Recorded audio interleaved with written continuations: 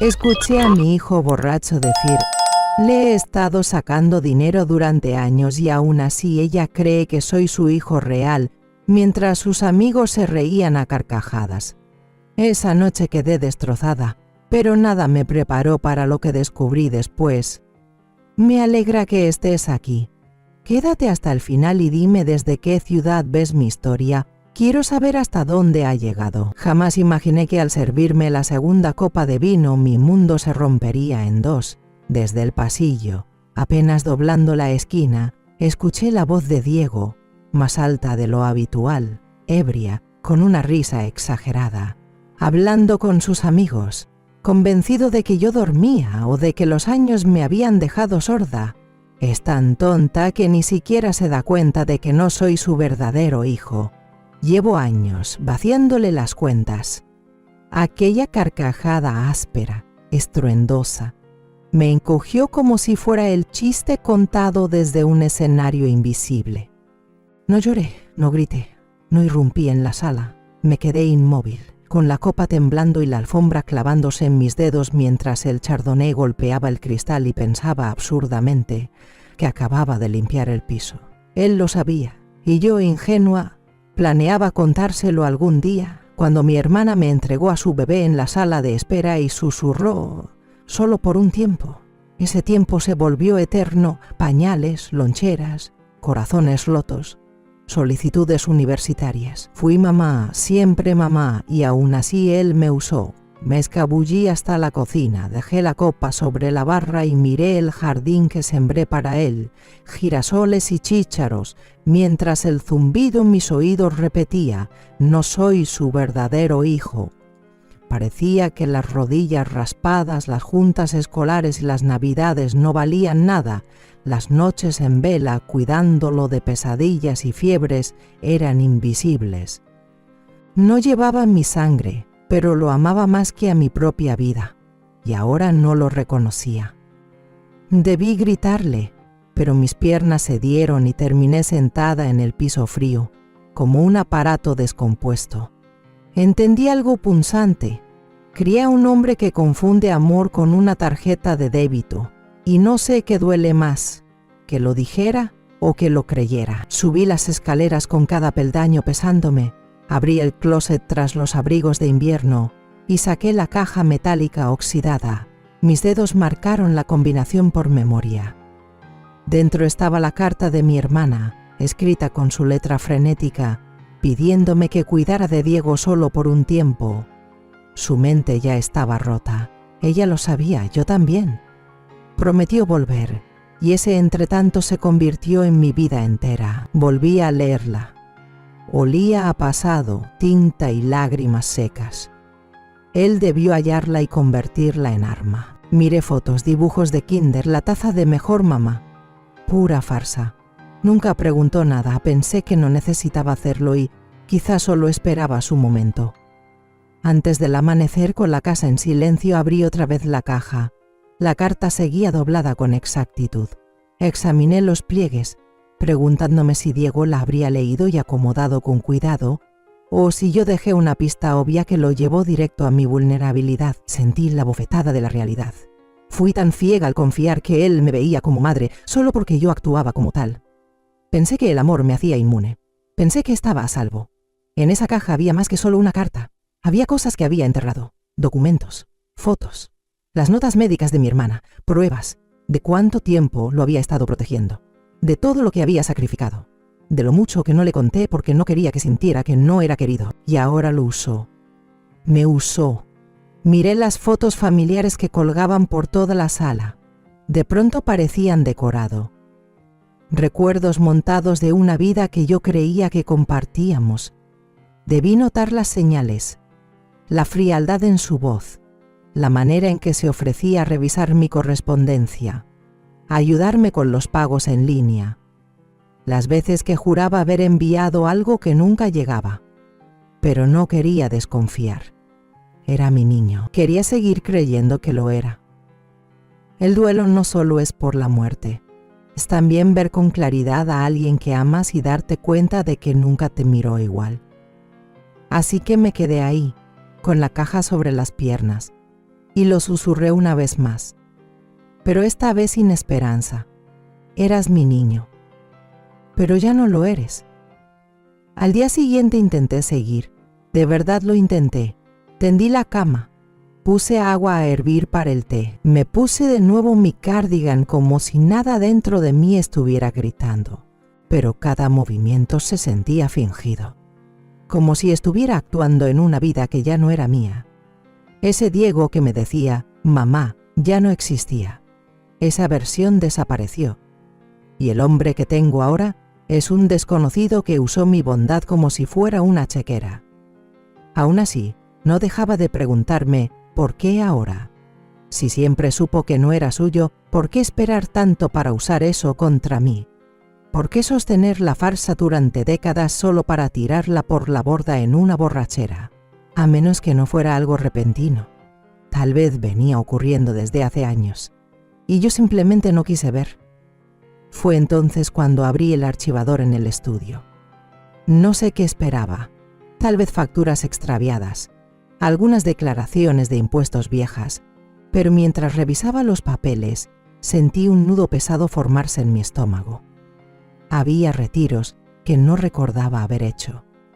Importantes, miles a lo largo del tiempo, y cada retiro pasaba justo por debajo del radar.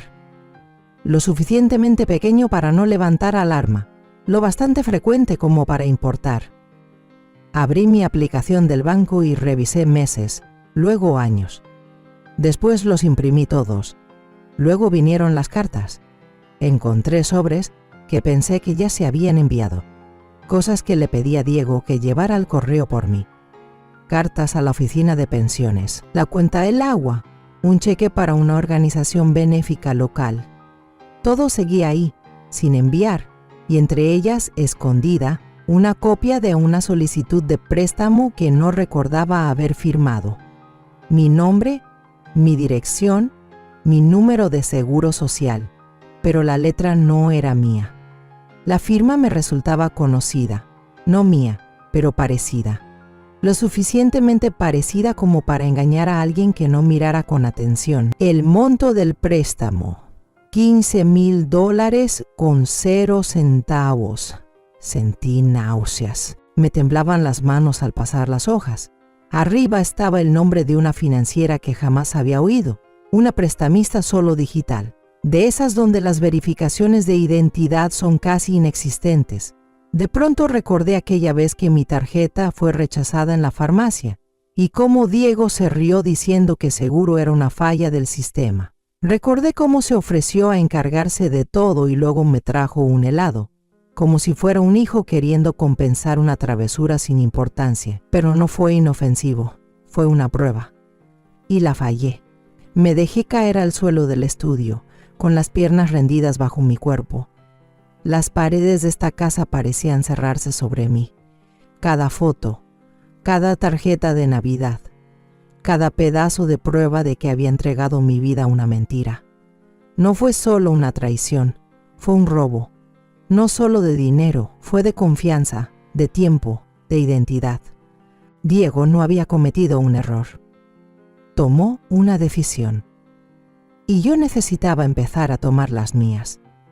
La tetera hizo clic, como cualquier otra mañana. Serví mi té, la mezcla de manzanilla por la que siempre se burlaba de mí, y dejé que el vapor me acariciara la cara mientras me apoyaba en la encimera de la cocina. A través de la ventana, el jardín seguía igual que siempre, un poco descuidado. Pero aún mío, escuché los pasos de Diego antes de verlo. Su andar era torpe. Estaba crudo, sin duda recuperándose de la noche anterior, donde había bromeado sin pudor sobre arruinar mi vida. Lo oí quejarse, luego murmurar algo sobre café mientras entraba tambaleándose a la cocina, frotándose las sienes. Ni siquiera me miró. ¿Noche pesada?, pregunté en voz baja, mientras metía una cuchara en mi taza. Gruñó. ¿Y cuándo no? ¡Qué descaro! Se sentó a la mesa con una camiseta arrugada, desplazando el dedo por su teléfono con las mismas manos con las que había falsificado mi firma. Y yo me quedé ahí, sonriendo con suavidad. ofreciéndole una rebanada de pan tostado. Él no sabía. Pensaba que seguía dormida. No solo anoche, sino siempre. Pensaba que aún era la mujer que creía cada excusa, cada demora, cada palabra que salía de su boca. Me senté frente a él, observándolo deslizar el dedo por la pantalla. «¿Algo interesante?», pregunté con ligereza. «Solo cosas del trabajo», masculló. «No entenderías». No notó cuánto tiempo lo miré. No vio que tan fuerte apretaba la taza, porque ya no estaba intentando detenerlo. Lo estaba estudiando. Cada movimiento, cada pausa, cada vez que sus ojos se desviaban hacia la puerta del estudio, como si algo dentro aún lo llamara. Me pregunté qué más habría tocado, qué otros cajones había revisado mientras dormía, pero no le di nada, ni una pista, ni un temblor. «No se te olvide sacar la basura», dije levantándome con la taza en la mano. «Sí, sí», murmuró, y eso fue todo. No hubo confrontación, no hubo pelea, solo un duelo silencioso entre una madre y un hijo, excepto que él ya no era realmente mi hijo, y yo no era solo una madre, ahora era testigo, estratega. Cuando salió de la cocina para ducharse, esperé a que comenzara a correr el agua. Entonces abrí la puerta del estudio y busqué cualquier cosa fuera del lugar. El cajón del escritorio estaba entreabierto, por apenas medio centímetro. Un archivo había sido empujado hacia adelante, y el pequeño desgarro en la alfombra junto al gabinete, desplazado justo lo suficiente como para saberlo. Había estado aquí otra vez. Me arrodillé y deslicé la mano debajo del gabinete, buscando el sobre que había escondido allí hace años, una vieja foto familiar, por si alguna vez olvidaba cómo se veía el amor. Aún estaba ahí, pero algo más hizo clic dentro de mí. Él ya no estaba escondiendo esto, estaba volviéndose más atrevido. Eso significaba que yo también tenía que empezar a esconderme, pero no mi miedo, no mi dolor, mi plan. El silencio se volvió mi escudo. Me movía por la casa como siempre lo hacía, quitando el polvo, doblaba la ropa, revisaba el buzón, pero esta vez lo estaba registrando todo. Tomaba fotos mentales de los cajones, carpetas, incluso del tono de voz de Diego. Cuando se ofrecía a encargarse de eso por mí, ya ni siquiera fingía estar agradecido. En algún punto comenzó a tratarme como a un mueble. Útil, inmóvil, tonta. Y ahora yo lo observaba mientras él me observaba. Ya no tenía cuidado. Ese fue su error. Pensó que yo no era una amenaza. Tal vez alguna vez lo fui, pero ya no. Una tarde, mientras él estaba fuera haciendo mandados, que seguramente significaba ir al banco, volví a abrir el archivador, pero esta vez fui más a fondo. Levanté las carpetas, aparté las pestañas de Manila y encontré lo que por mucho tiempo había evitado: estados de cuenta, recibos de luz, agua, gas. Todo estaba ahí, pero faltaban 3 meses de talonarios de cheques. 3 meses. Recordaba que en ese tiempo él me ayudaba a mandar las cuentas. Me dijo que la oficina postal había cambiado los horarios de recolección. Se ofreció a llevarlas él mismo para que salieran más rápido. Le di las gracias. Me sentí enferma. Levanté la alfombra debajo del escritorio del estudio y abrí la tabla floja del piso. Años atrás solía esconder ahí el dinero navideño para Diego. Él nunca supo de eso. O eso creía yo. Ahora hasta ese recuerdo se sentía como una mentira. Metí la mano y encontré el sobre que había pegado debajo. Estaba vacío. Cada vez que me daba la vuelta, algo más desaparecía. Así que empecé a ser meticulosa. Cerraba las puertas con llave. Nada obvio. Solo un clic suave al entrar al cuarto de costura. Una caja nueva con combinación escondida detrás de las telas de invierno. Las cuentas y documentos que encontraba los copiaba. Silenciosa, paciente, una carpeta a la vez. Empecé a hacer listas en una libretita que escondía debajo de mi almohada. Cada incoherencia, cada firma que no reconocía, cada sonrisa que no encajaba con sus palabras. Entonces recordé algo que se me había escapado hasta ahora. 3 navidades atrás le pedí a Diego que enviara la actualización de mi testamento. Ya lo había firmado, sellado, y se lo entregué. Nunca lo regresó. Le pregunté 2 veces. Lo están procesando, me dijo. Esas cosas tardan mucho. Fue antes de que notara que el sobre ni siquiera tenía estampilla. Ahora lo sabía. No había enviado nada. Y si pedía una copia a la oficina del abogado, ¿qué encontraría? Sentí el pecho apretarse. A la mañana siguiente me moví como siempre, lenta, con calma, pero por dentro algo se había endurecido. La tristeza seguía ahí, claro, pero ahora vivía debajo de algo más filoso. Ya no estaba de luto, estaba tramando. Cuando Diego se fue, como siempre, poco después de las 10 de la mañana, diciendo que tenía reuniones, fui al cajón de electrónicos y saqué la cámara que usaba para grabar mis tutoriales de acolchado. No la tocaba desde hacía 2 años. Aún funcionaba. Aún tenía la batería llena.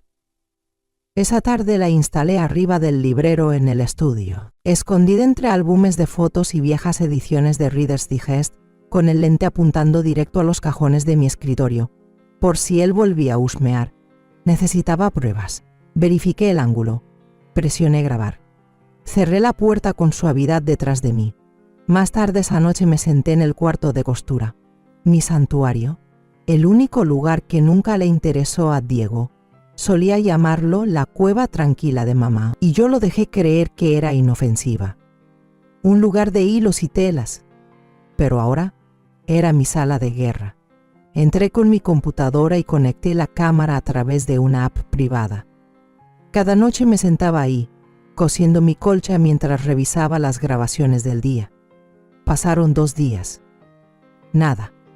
La tercera noche, vi cómo Diego se colaba en el despacho poco después de la medianoche. Sin prender la luz, sin titubear, abrió el cajón del medio, el que tenía mi chequera, formularios de impuestos y papeles de poder legal.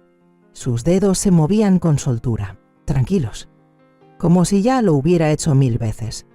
Me acerqué más a la pantalla, sacó una carpeta, la hojeó, se detuvo. Luego extrajo una hoja y la metió en el bolsillo de su sudadera. Dejé de respirar. Miró por encima del hombro, cerró el cajón y salió como quien va por algo de comer, sin culpa, sin prisa.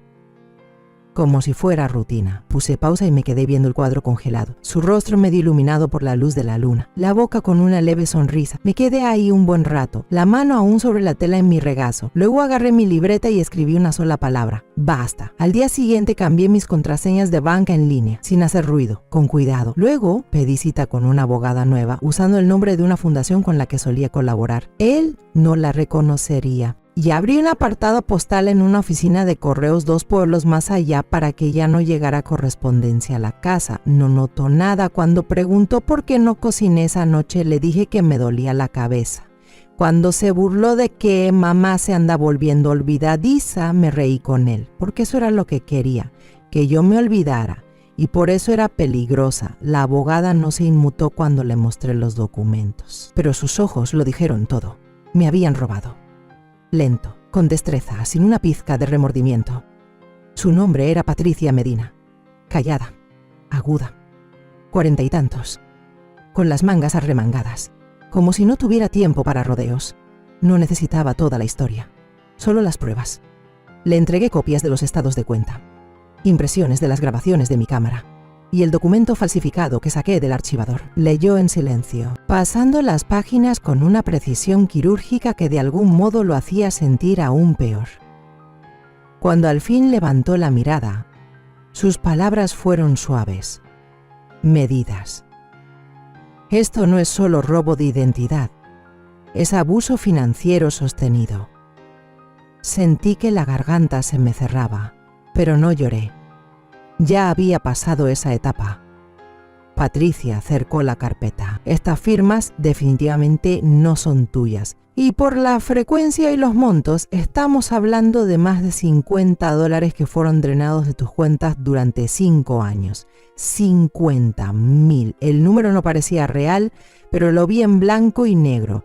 retiros que nunca hice, líneas de crédito que jamás abrí, incluso un préstamo en línea que ni conocía emitió a mi nombre hace 2 años, $12, incumplido, aún generando intereses. Y usó mi dirección, mi número de teléfono, mi fecha de nacimiento. Patricia se inclinó hacia adelante. Podemos reportarlo de inmediato, División de Fraude. Policía. También te recomendaría comenzar a revocar cualquier acceso que tenga a tus documentos financieros. Y tocó el testamento que había llevado. Esto hay que reescribirlo de inmediato. Mi voz se quebró por primera vez en semanas. Le dije que él era todo para mí, que le había dado todo. Patricia no dijo no lo merece. No hacía falta. Lo vi en sus ojos. Creo que agradecí que no intentara consolarme. No quería consuelo, quería control. Trazamos los siguientes pasos. Yo cerraría las cuentas a las que él tenía acceso. Abrí nuevas cuentas. Autoricé a Patricia como mi representante legal. Ella se encargaría de presentar el reporte preliminar por fraude. Luego trabajaría con mi banco para recuperar lo que se pudiera. Cuando me preguntó si tenía otros activos financieros, me quedé en silencio. Pensé en la cajita con cerradura escondida en mi gabinete de costura. La póliza vieja del seguro de vida. La herencia de mi tía, esa que Diego jamás supo que existía. La miré directo a los ojos. Sí. Y quiero que todo se borre de su nombre, hasta el último centavo. Patricia asintió. Entonces tendremos que reestructurar tu patrimonio y redactaré una orden temporal para que no pueda acceder a nada mientras investigamos. Aquella noche me quedé un buen rato sentada en el coche antes de entrar a casa. Observaba las luces del interior parpadear. Diego ya estaba allí, seguramente tirado en el sillón, revisando las mismas aplicaciones que usaba para espiar mis cuentas, pensando que todavía tenía tiempo para vaciarme por completo. No sabía que los cerrojos estaban cambiando. No sabía que la tormenta ya se movía bajo sus pies. Al entrar, Diego estaba justo donde lo imaginaba, echado en el sofá, cambiando de canal con la indiferencia de quien habita una casa que no le cuesta nada. «¡Ey!», dijo sin levantar la vista. «Saliste tarde. ¿Todo bien?». Sonreí. «Solo algunas vueltas. ¿Compraste comida?». «No», respondí, sentándome en el sillón frente a él. «No tenía ganas de cocinar hoy». Parpadeó. «Eso sí que es nuevo». Me encogí de hombros. «Todos cambiamos». Gruñó y volvió a la televisión. Esa fue la última conversación real que tuvimos en una semana. Día tras día, hice pequeños movimientos, invisibles. Empecé por lo simple, lo eliminé de mis cuentas digitales. Redirigí mi correspondencia a un nuevo apartado postal y le avisé a mi asesor financiero que iba a consolidar mis cuentas. Jamás preguntó por qué dejé de dejarle las facturas sobre la mesa del pasillo, ni notó que las carpetas del estudio estaban cada vez más vacías. Lo que sí empezó a notar eventualmente fue el silencio. Ya no le pedía ayuda, no le daba el correo para que lo ordenara, no le recordaba cuándo vencía la hipoteca ni cuándo era la cita para preparar los impuestos. Dejé de ser el sistema que él explotaba, y eso lo descolocó.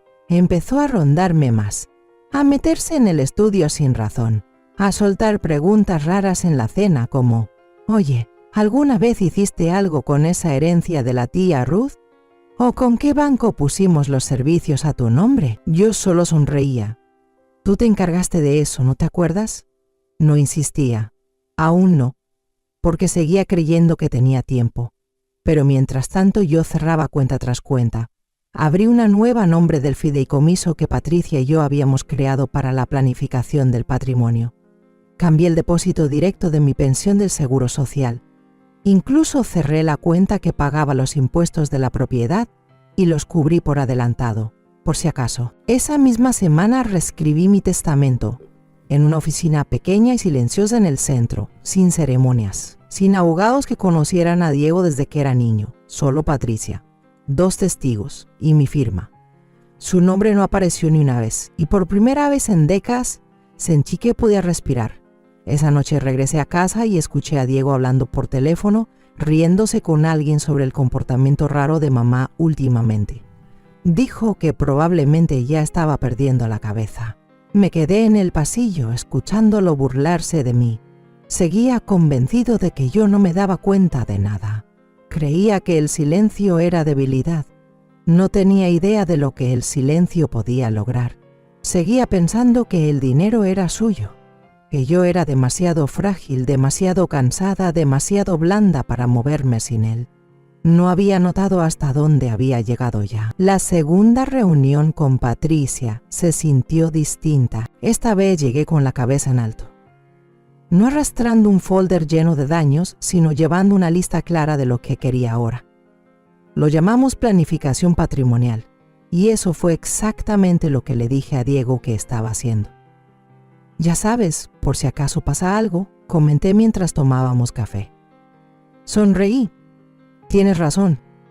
El nuevo asesor financiero que me presentó Patricia era joven, agudo, y supo exactamente qué preguntar. Ni se inmutó cuando le dije que necesitaba abrir nuevas cuentas de inmediato, sin acceso en línea, salvo por medio de mi abogada.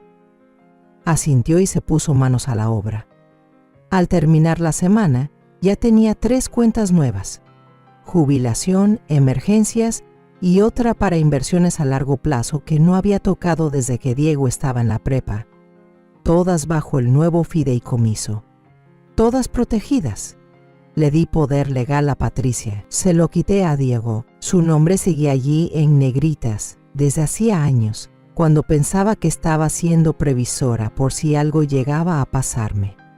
Me quedé mirando ese papel un buen rato antes de firmar la revocación. Fue como cortar un miembro fantasma, uno que fingía no estar pudriéndose. La tarde siguiente fui a la cooperativa de crédito local. La mujer del escritorio frunció el ceño cuando le dije que quería cerrar mi cuenta principal. ¿Has estado con nosotros mucho tiempo?, comentó. Sí, respondí. Demasiado. Asintió despacio. No preguntó nada, pero vi el destello en sus ojos cuando pedí cancelar todas las transferencias automáticas y desvincular cualquier cuenta conectada. ¿Quiere mantener a alguien autorizado en la nueva cuenta? No, solo yo. Salí del banco sintiéndome 10 kilos más liviana. Esa noche, Diego me preguntó por qué la factura de electricidad llegó por correo y no por internet. Debieron haber actualizado algo, le dije, hojeando una revista. Ya sabes cómo son esos sistemas, asintió. No insistió, porque ya no estaba prestando atención. Ya me había descartado, y esa era mi libertad. Para fin de mes, cada centavo estaba en cuentas que él no podía tocar, cada documento asegurado, cada contraseña cambiada, y ni un solo enfrentamiento, solo el silencioso apretón de una soga que él ni siquiera sabía que existía. No hubo gritos, ni peleas, solo una mirada al otro lado del cuarto. Ese fue el momento en que lo supe. Ya no lo amaba. Ahí estaba otra vez, tirado en el sofá, mismo lugar, misma mirada vacía, el brillo del celular a centímetros de su cara, las penas estiradas sobre los cojines que antes acomodaba cada mañana, la manta que le tejí para su cumpleaños número 30 hecha un bollo bajo sus pies. Olvidada, ni siquiera notó que lo miraba. Antes, eso dolía. Durante años pensé que era invisible para él porque estaba distraído, o porque trabajaba mucho, o simplemente porque estaba cansado. Me retorcí en disculpas, tratando de entender. Tal vez no era lo suficientemente cariñosa. Tal vez no fui la clase de madre que da abrazos grandes o que hornea galletas desde cero. Tal vez, si hubiera sido diferente, él no habría terminado así. Pero ahora, al verlo ahí, boca entreabierta, satisfecho, tan seguro de que seguía teniendo el control, lo vi con claridad. No estaba distraído, se sentía con derecho. Y no era invisible para él. Era un territorio conquistado. Él creía haberme conquistado hace años, y eso fue lo que rompió el hechizo. Lo sentí como una aguja estallando dentro del pecho. Limpio, preciso. El lugar en mí que solía doler por su aprobación desapareció. El anhelo también. La culpa se derritió como escarcha bajo el sol de la mañana. Ya no lo amaba, tampoco lo odiaba. Lo vi tal como era. Un hombre que había usado mi amor como una correa, esperando que me quedara atada para siempre. Se rió de algo en su celular, algún meme seguramente, un chiste tonto que olvidaría en 5 minutos. Luego levantó la vista y me lanzó una sonrisa burlona. ¿Qué? Me di cuenta de que lo estaba mirando fijamente. Nada, murmuré. Solo pensaba... No te vayas a lastimar, soltó con una risita. Asentí una vez y me alejé. Me quedé de pie en el pasillo durante 1 minuto entero. No porque estuviera triste, sino porque necesitaba sentir cómo la claridad se asentaba. Era como salir después de una tormenta y darte cuenta de que la tierra bajo tus pies está firme otra vez. No lo amaba. Y por eso era libre de hacer lo que tenía que hacer, sin culpa, sin titubeos. Esa noche abrí una carpeta nueva en mi laptop con el nombre de policía. Empecé a organizar los videos de la cámara escondida, la que lo captó falsificando mi firma, la que lo mostraba hurgando entre mis documentos privados. Añadí escaneos de las solicitudes de préstamo, los retiros sospechosos, el formulario para revocar el poder notarial. Grabé un video corto explicándolo todo, serena, inconfundible. Y luego le mandé un correo a Patricia. Asunto, lista cuando tú digas. Respondió en menos de 20 minutos. El lunes presentamos todo. Orden de protección, informe formal y bloqueo completo de bienes. Ya casi llegamos. Cerré la laptop. Fui a la sala por última vez.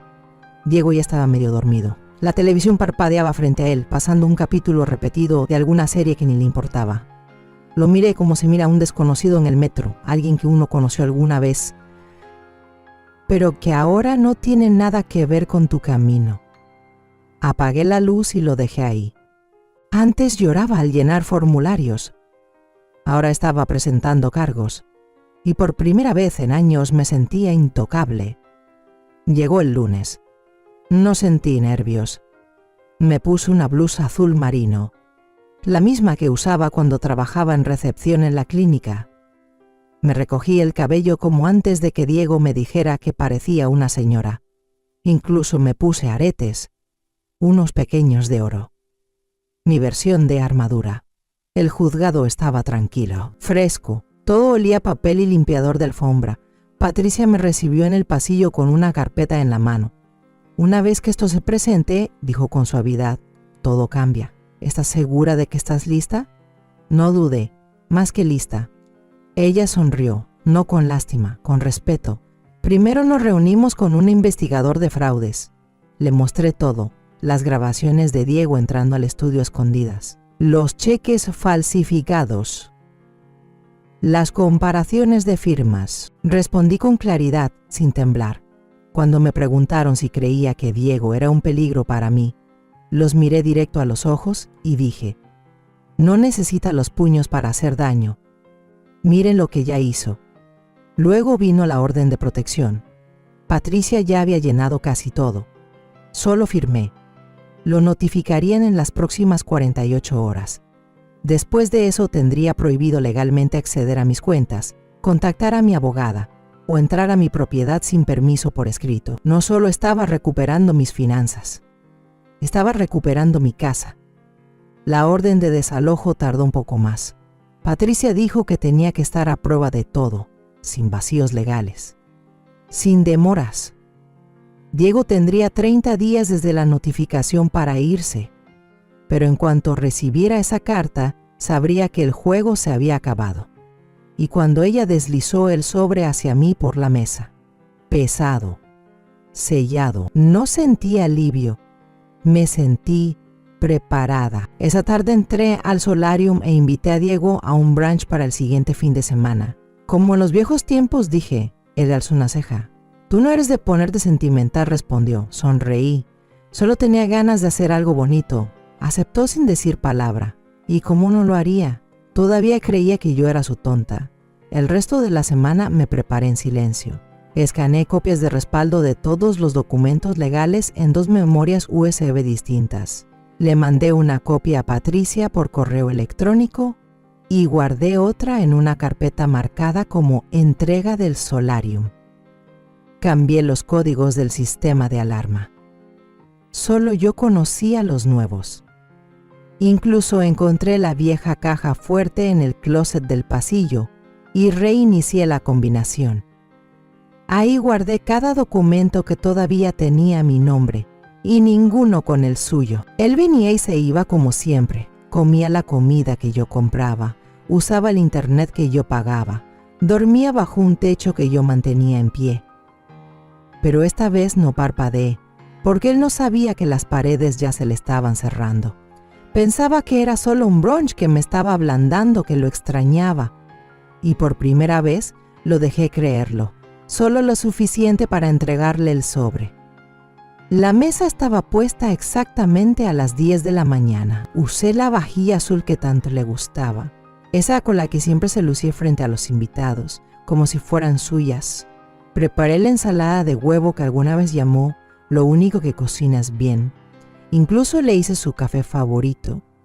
No era para impresionarlo, estaba montando la escena. Entró con esa sonrisa de engreído, silbando como si el mundo no pesara. Vaya, dijo, mirando la mesa. ¿Se murió alguien? Sonreí. Todavía no. Se rió, se dejó caer en su silla y se sirvió una taza llena. Esto se ve increíble, ma. Yo serví la mía despacio, con calma. Comimos en silencio. Él habló de un viaje que estaba planeando con amigos. Soltó indirectas sobre dinero. Yo asentía en los momentos justos. Tomaba mi café. Le rellenaba la taza cuando la terminaba. No dije mucho, solo sonreía. Lo observé comer como si fuera una mañana cualquiera, como si los últimos 5 meses no me hubieran arrancado la piel centímetro a centímetro. Cuando extendió la mano por el último triángulo del sándwich, me levanté. Hay algo que he querido darte. Alzó una ceja mientras masticaba. Así. Caminé hacia la cómoda, tomé el sobre grueso. Volví a la mesa y lo coloqué con suavidad frente a su plato. Lo miró como si fuera una tarjeta de regalo. ¿Qué es esto? Ábrelo. Se rió, se limpió la boca y lo abrió sin pensarlo. Echó un vistazo a la primera hoja, el aviso de desalojo, y soltó una carcajada. ¡Qué graciosa! Pasó a la siguiente. Reporte policial. Luego otra. Referencia de caso por fraude. Revisión notariada del testamento. Revocación de poder notarial. La risa se le apagó. El montón hizo un ruido seco al dejarlo sobre la mesa. ¿Qué demonios es esto? Me incliné hacia adelante. Mi voz, suave. Es tu última advertencia, bufó. ¿Estás bromeando? No, Diego, no lo estoy. Te borraron de cada cuenta, cada documento. Te van a notificar antes de que termine el día. Tienes 30 días para salir de esta casa. Empujó los papeles. Estás siendo absurda. Tengo videos de ti falsificando mi firma, registros bancarios, grabaciones de seguridad y un abogado que no necesita tu permiso para representarme. Sus ojos se afilaron. Soy tu hijo, sostuve su mirada. No, no lo eres. Fuiste alguien a quien crié, alguien a quien amé, pero lo que eres ahora es un ladrón. Su voz se alzó. ¿Me echarías por dinero? No, dije. Te estoy echando porque me quitaste todo. No solo el dinero, mi dignidad, mi paz, mi confianza, y ni siquiera pestañeaste. Se puso de pie. ¿Crees que puedes vivir sin mí? Yo también me levanté y sonreí. Ya lo estoy haciendo. Me miró fijamente, mandíbula temblando, manos abriéndose y cerrándose, pero no me moví. Bajó la vista al sobre, luego me miró de nuevo, como si aún creyera que podía darle la vuelta. No podía. El brunch se había acabado. Trató de reírse, hasta que la pantalla se encendió, hasta que el video empezó, hasta que cada mentira que alguna vez dijo regresó para atormentarlo. Con mi voz, bajo mis condiciones. Diego soltó una risa burlona, como si le hubiera dado una multa de estacionamiento. Empujó los papeles a un lado y se recargó contra la isla de la cocina, como si todo esto estuviera por debajo de él. ¿De verdad vas a hacer esto?, dijo sacudiendo la cabeza. Ándale, mamá, no exageres. Incliné la cabeza. ¿Tú crees que fui con un abogado por diversión? Se rió, pero ya no sonaba igual. ¿Entonces qué, me vas a correr? Después de todo, ¿tú crees que alguien va a creerte esto?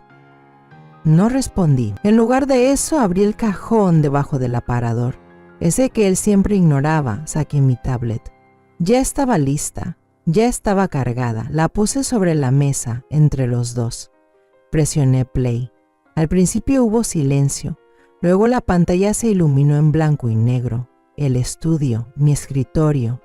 12:17 a.m. Apareció la figura de Diego, con la sudadera puesta, caminando en silencio por la oscuridad. Se congeló.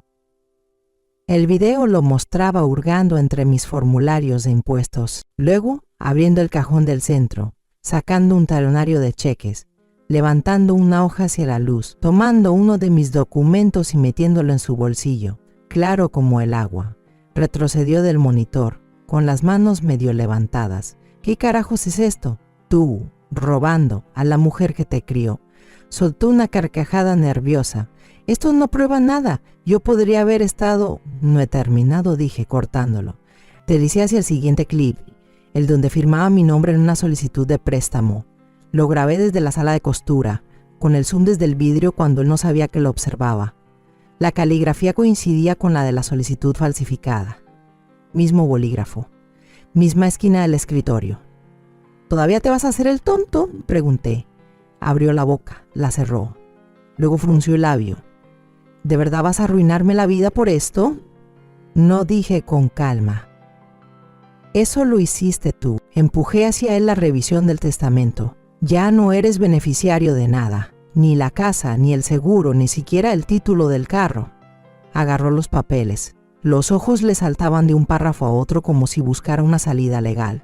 No queda nada a tu nombre, dije en voz baja. Ni un solo centavo. Jesucristo murmuró, cerrando la carpeta de golpe. ¿Estás loca? Me acerqué, sin temblar, sin encogerme. No, Diego, estoy despierta. Confundiste mi silencio con estupidez. Pero yo estaba documentando, preparándome, recuperando lo que es mío. Apretó la mandíbula. Sigo siendo tu hijo. Lo miré durante un buen rato, no susurré. Fuiste un invitado en mi vida, y ahora, tu tiempo se acabó. La pantalla detrás de nosotros se apagó. La habitación quedó en silencio. Entonces, sonó el timbre, justo a tiempo. Diego se sobresaltó. ¿Quién carajos? No respondí, porque yo ya sabía. Diego no se movió cuando volvió a sonar el timbre. Se quedó ahí parado como un niño atrapado robando dulces, solo que esta vez las consecuencias no eran un regaño, eran legales, permanentes. Pasé junto a él sin decir nada y abrí la puerta. 2 oficiales uniformados estaban en el porche, tranquilos, pero con autoridad. Uno sostenía una libreta. El otro observaba la casa con la mirada aguda de quien ya ha visto demasiadas cosas. ¿Luisa Robles?, preguntó uno con voz suave. Asentí. Está en la cocina, respondió Diego desde atrás de mí. Esto es una locura. No puedes llamar a la policía contra tu propio hijo, gritó mientras se acercaba a nosotros hecho una furia, agitando los brazos, el rostro encendido. Está confundida. Yo no robé nada, solo la ayudaba con unos papeles, dijo uno de los oficiales al entrar con calma, levantando la mano. Señor, estamos aquí por una denuncia preliminar de fraude presentada por la Sena Robles. Le pedimos que mantenga la calma mientras hablamos. Yo no hice nada, soltó Diego. Ella se está inventando esto porque no soy su hijo de verdad. El ambiente se volvió helado. Ahí estaba. Era la primera vez que lo decía en voz alta, no a sus amigos borrachos, no como una broma, me lo dijo a mí, a la cara. Fue entonces cuando saqué mi última carta, una grabadora digital pequeña, una que él no sabía que existía. Presioné reproducir. El sonido llenó la habitación. ¡Güey! Ella ni se entera, ni siquiera es su verdadero hijo, y la está dejando seca. Eres una leyenda, cabrón. Salud por eso. Risas. Otra voz, la de Diego. Es demasiado sentimental para darse cuenta. Tengo acceso a todo. Confía en mí con su vida. Más risas. Luego el tintinar de un brindis. El oficial levantó una ceja. A Diego se le fue el color del rostro. Eso no sabía que habías grabado eso. No, respondí con calma. Tu amigo me lo mandó después de que presumiste todo eso en su despedida de soltero. Dijo que se sintió culpable. Deberías elegir mejor tus amistades. El segundo oficial dio un paso al frente. Señor, con base en esta evidencia y los documentos presentados por la CIA Robles, le estamos emitiendo una orden formal de comparecencia. Debe desalojar esta residencia conforme a los términos de la orden legal de desalojo. Ya no tiene autorización para estar aquí. ¡Pero yo viví aquí!, gritó Diego, dejando que el pánico se colara entre sus palabras. Ella me crió. Esta también es mi casa. Lo miré directo a los ojos. No, fue un regalo mío. Y tú lo convertiste en una transacción. Su voz tembló. Solo tomé lo que era mío. Ese es el problema, dije al pasar junto a los oficiales. Nada de eso era tuyo. Dio un paso atrás hacia el pasillo, como haciendo cálculos, buscando una salida. Pero ya era tarde. Todas las cartas estaban sobre la mesa. Cada mentira expuesta. Mientras los oficiales le explicaban los siguientes pasos, Diego me miró por última vez. No con enojo, con miedo, porque por primera vez en su vida yo no intentaba salvarlo. Le dieron 1 hora. Tiempo para empacar, dijeron, para evitar que esto escalara. Pero Diego no empacó. Caminaba en círculos, discutía, rogaba, luego gritó, después se quedó callado. Yo me senté en la sala de sol, las manos cruzadas sobre el regazo. Mientras la policía le explicaba sus derechos, no dije nada, no lo interrumpí, no le ofrecí té. Intentó todo lo que le quedaba. Se asomó al umbral de la habitación y me miró. De verdad me miró. Por primera vez en años. Diles que fue un error, susurró. No dejes que termine así. No respondí. Sus ojos bajaron al piso. Es que estaba desesperado. No lo entiendes. Vivir allá afuera para ti todo es fácil. No sabes lo que es vivir allá afuera. Incliné la cabeza. ¿Allá afuera? ¿Donde la gente se gana lo que tiene? Se estremeció. Nunca me diste las gracias, dije en voz baja. Ni por el techo, ni por la ropa, ni por la comida, ni por criarte cuando tu madre se fue. Ni una sola vez. Tragó saliva. Pensé que sabías que estaba agradecido. No, Diego. Pensaste que yo era desechable. El oficial se acercó más. Señor, tiene que recoger sus cosas ahora. Parpadeó. ¿De verdad me odias tanto? Me levanté. No, dije, no te odio, pero por fin me quiero lo suficiente como para dejar que me destruyas. Eso lo dejó sin palabras. Se quedó ahí parado, con los hombros caídos. Su rostro se quebró por un instante. Enojo, vergüenza, confusión. El silencio que quedó no fue vacío, fue una limpieza. Me quedé en la entrada, el eco de su ausencia flotando como polvo en un rayo de sol. Durante años viví bajo su peso, sus estados de ánimo, su flojera, sus exigencias. Ahora, el espacio que dejó atrás se sentía como aire puro. No lloré, no celebré, solo me quedé ahí, con la mano en el picaporte, respirando. Se había terminado. Ahora camino, temprano, en silencio, sola, y cocino para mí. Comidas pequeñas, lo justo. Ya no espero a nadie más para comer. Dejé de preparar de más, porque ya no reservo un lugar para alguien que siempre me vio como una comodidad. La policía nunca presentó cargos penales, pero el departamento de fraudes congeló todo lo que estaba a su nombre. Patricia me ayudó a cerrar legalmente la puerta de mi casa para él, y también el Nuevo Testamento sellado, notariado y seguro. Ni un centavo para él. Mandó 2 correos. Como si acabara de descubrir que el suelo bajo sus pies nunca fue firme. Se dio la vuelta despacio y caminó hacia su habitación. Escuché cómo abría cajones, cómo se cerraba una maleta con cremallera, cómo la puerta del baño se quejaba al cerrarse. Cuando salió de nuevo, su bolso estaba a medio llenar. Ya tenía puesta la chaqueta y los brazos cruzados. No me miró, pero yo sí lo miré. Por primera vez, no vi a un hijo, ni siquiera un traidor. Solo vi a un hombre que confundía la manipulación con el amor, que creía que tener derecho sobre alguien era tener una familia. Los agentes lo escoltaron con suavidad. Mientras se acercaban a la puerta, él se detuvo, mano en el picaporte, los ojos aún evitando los míos. «Espero que estés feliz», murmuró. Di un paso al frente, solo lo suficiente para que pudiera oírme con claridad. «No estoy feliz», respondí, «pero soy libre». La puerta se cerró tras él. El primero, lleno de rabia, dijo que exageré, que era una paranoica. Ese lo borré sin pensarlo. El segundo llegó semanas después, más corto, con menos veneno. Solo decía, «te extraño». Ese lo guardé.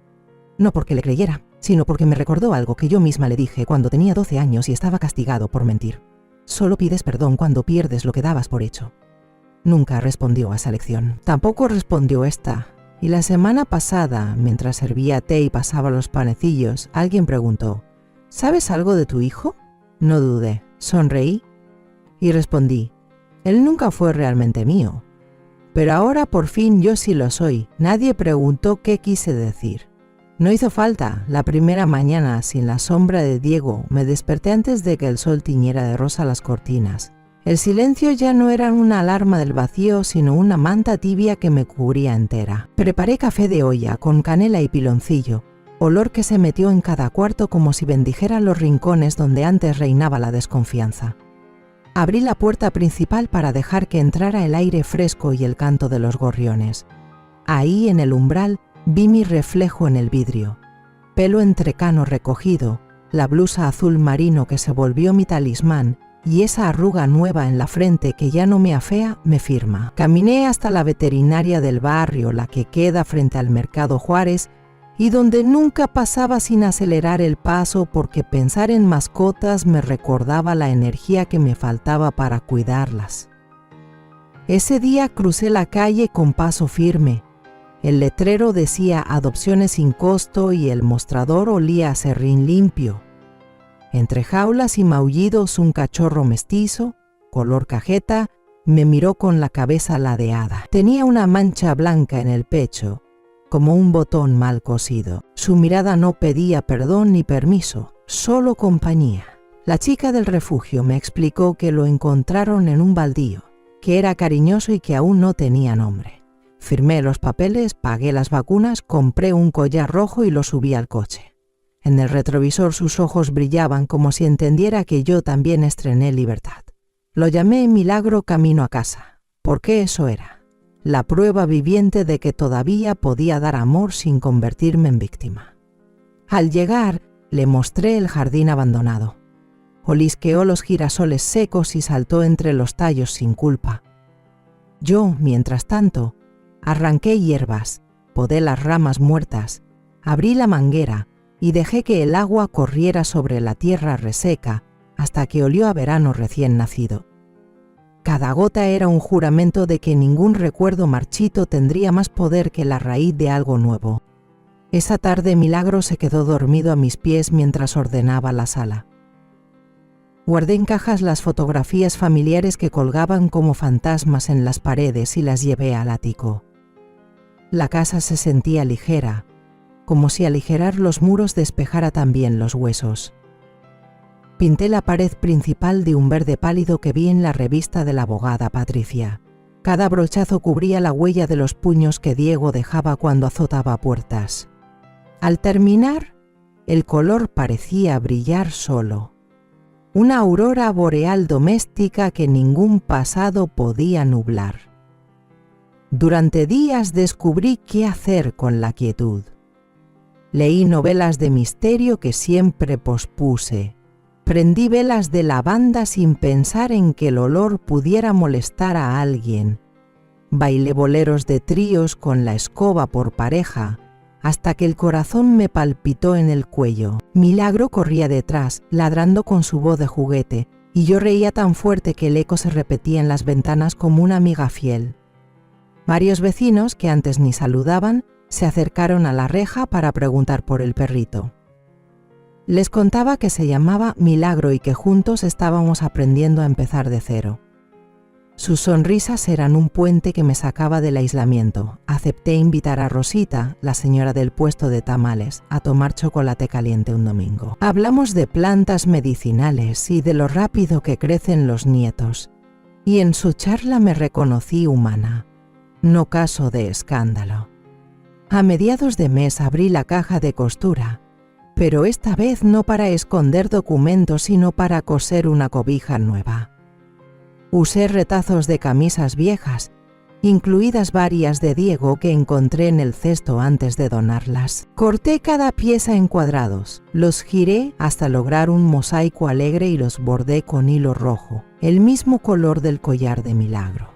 Cada puntada era un acto de reescritura. La tela que una vez cubrió su espalda ahora abrigaría mis rodillas. Bajo la luz de la lámpara, con Milagro respirando tranquilo sobre mis pantuflas, comprendí que la venganza más dulce era convertirme en arquitecta de belleza cotidiana. Cuando llegó la carta oficial que confirmaba la revocación definitiva del poder notarial, no temblé.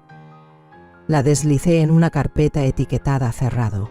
La guardé en la caja fuerte y seguí afilando las tijeras de podar. No había celebración porque tampoco quedaban amenazas. Solo la serenidad firme de quien vigila su propio territorio sin armas. Con ojos claros y un perro leal como centinela. Milagro aprendió a sentarse, a quedarse quieto mientras sirvo el té, a ladrar solo cuando el timbre suena. Yo aprendí a cerrar el correo electrónico después de las 5, a regar las plantas antes de que el sol se vuelva cuchillo, a cantar mientras lavo los platos. Una noche, tumbada en la hamaca del porche con el cachorro olfateando luciérnagas, pensé en Diego y el nombre resbaló de mi mente como un guijarro sin filo. Me di cuenta de que ya no ocupaba titulares en mi memoria. Ahora quedaba reducido a nota al pie, referencia académica sobre lo que jamás permitiré de nuevo. Rosita me invitó al club de lectura de la parroquia y acepté.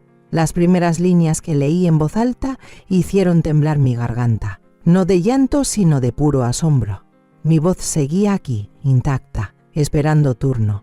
Después del encuentro caminamos varias mujeres hasta la plaza y compartimos pan dulce calentito. Conté chistes malos, me reí hasta doler, dejé que el viento nocturno jugara con mi cabello suelto. Milagro zigzagueó entre los pies de todas y se ganó un pedazo de concha que devoró con la devoción de un recién convertido. Esa noche escribí en mi diario, el mismo que permanecía inmaculado desde hacía años. Hoy desperté siendo otra y al mismo tiempo siendo por fin yo. Dejé que la tinta corriera hasta llenar 3 páginas completas y cuando cerré el cuaderno sentí que las bisagras de mi pecho se alineaban. Alrededor de la casa los grillos orquestaron un concierto mínimo. Milagro se acurrucó contra mi costado en la cama y ronroneó en sueños. Cerré los ojos con una oración simple, que el pasado descanse, que el presente florezca, que el futuro me encuentre con la puerta abierta y las manos sin miedo. Esa fue la primera vez, en décadas, que dormí sin despertarme para comprobar cerraduras. Desperté al alba, con el leve jadeo del cachorro como único reloj, y supe que la segunda parte de mi vida ya había comenzado. Desperté con el ladrido alegre de Milagro y un sol intenso filtrándose entre las persianas. El olor a café recién colado viajó desde la cocina porque la noche anterior programé la cafetera, un detalle mínimo que me hacía sentir ingeniera de mis propias mañanas.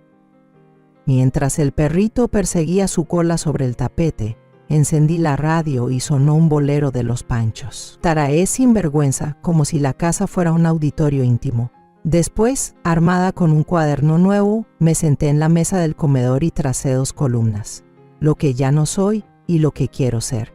En la primera escribí víctima, guardiana de secretos ajenos, alcancía. En la segunda, jardinera, viajera de pueblos mágicos, cuidadora de mí misma. Milagro alzó las orejas como si aplaudiera mi descubrimiento. Antes del mediodía cargué la camioneta con macetas vacías y fuimos juntos al vivero de la carretera. El vendedor me reconoció del pasado, cuando compraba flores pensando en Diego.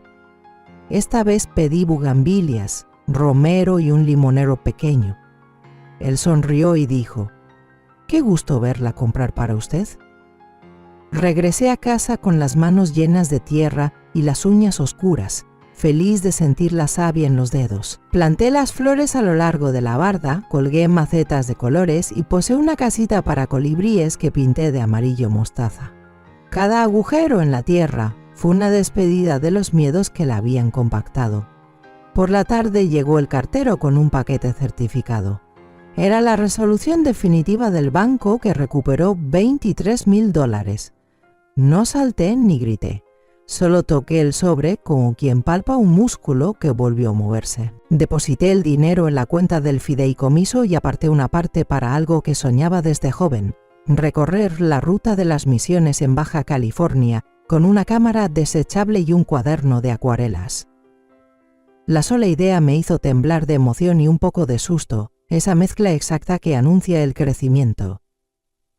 Empecé a entrenar para el viaje.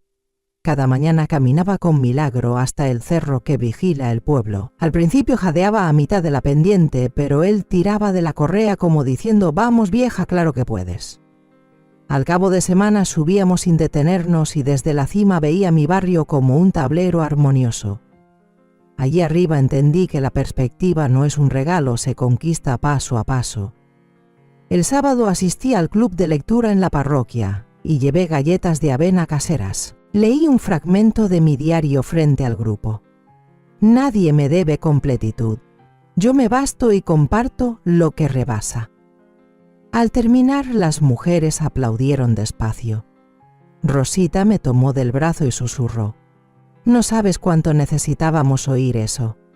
Descubrí que mis cicatrices eran faroles para otras y acepté coordinar un círculo de apoyo a familiares de personas adictas. Milagro acompañó la primera sesión y se acostó junto a una joven que lloraba. Su ternura silenciosa dijo lo que nuestras bocas no alcanzaban. Un mes después partí hacia el norte en autobús, con mochila ligera, la cámara, el cuaderno de acuarelas y croquetas suficientes.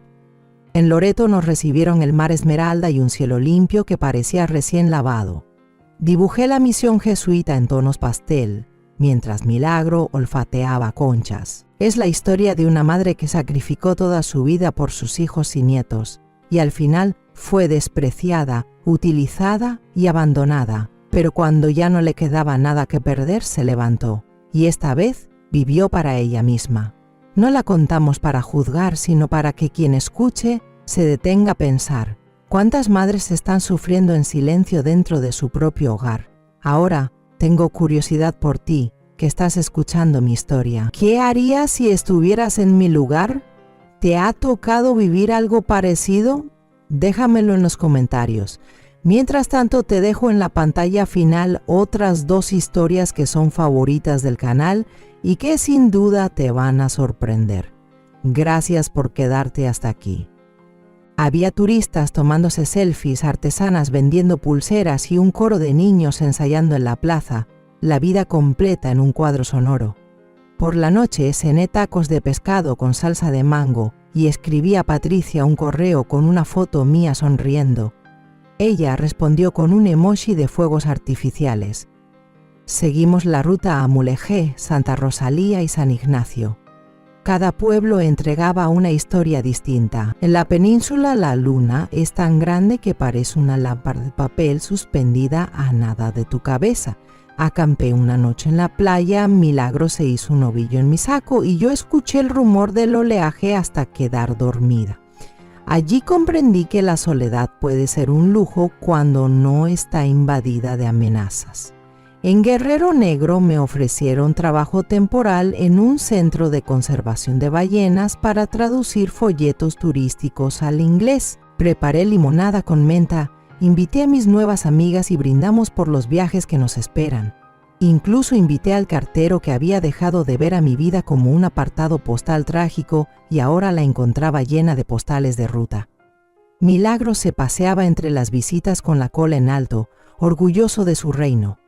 Antes de dormir acaricié su oreja y le dije gracias por enseñarme a girar la llave desde dentro. Cerré los ojos y soñé que corríamos por una vereda infinita donde cada paso plantaba semillas de luz.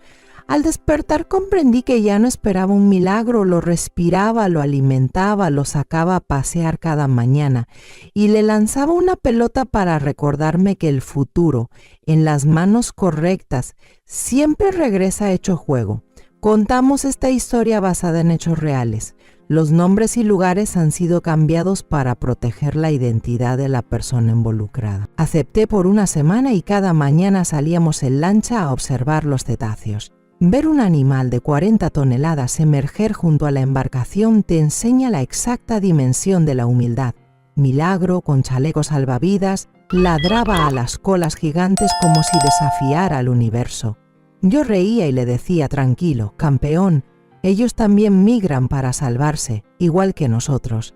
Con el pago compré un dije de plata en forma de ola y lo colgué en mi cuello. Quería un recordatorio del día en que miré a la bestia más grande y no sentí miedo, solo reverencia. En las noches anotaba frases sueltas para un libro que quizá escriba, un testimonio de cómo una puerta cerrada puede abrir el horizonte entero. Al volver al pueblo, el jardín estallaba de color.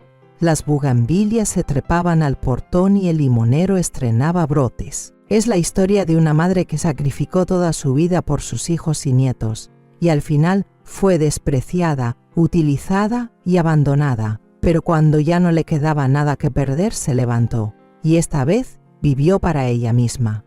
No la contamos para juzgar, sino para que quien escuche se detenga a pensar. ¿Cuántas madres están sufriendo en silencio dentro de su propio hogar? Ahora tengo curiosidad por ti, que estás escuchando mi historia. ¿Qué harías si estuvieras en mi lugar?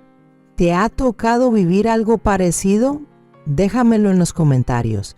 Mientras tanto, te dejo en la pantalla final otras 2 historias que son favoritas del canal y que sin duda te van a sorprender. Gracias por quedarte hasta aquí.